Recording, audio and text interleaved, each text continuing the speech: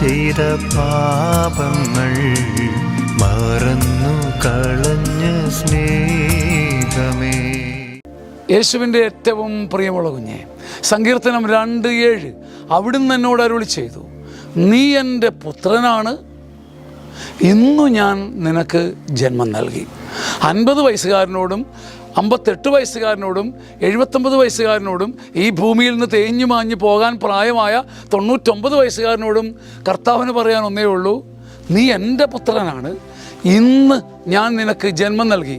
എന്ന് വെച്ചാൽ ഇന്ന് ജന്മം നൽകിയ കുഞ്ഞിനോടെന്നവണ്ണം, ഇന്ന് ജനിച്ച കുഞ്ഞിനോടെന്നവണ്ണം എനിക്ക് നിന്നോട് വാത്സല്യമാണ്.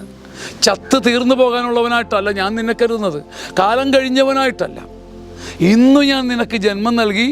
ഇന്ന് ജനിച്ചവനെ പോലെ, ഒരു പഞ്ചാര പാൽ പൈതലിനെ പോലെ, ഒരു ചോര പൂമ്പൈതലിനെ പോലെ ഞാൻ നിന്നെ കയ്യിലെടുക്കും.